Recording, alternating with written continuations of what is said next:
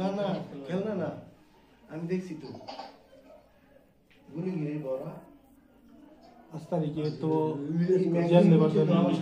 ম্যাগজিনটা খুলছি, ওটা আপনাদের বিশ্বাস করানোর জন্য যে খেলনা না, এটার জন্য ম্যাগনেট শুরু করেছে। রাতিলাম না ভাই দাও ভিডিওটা আপনাদের দিয়ে দেবো।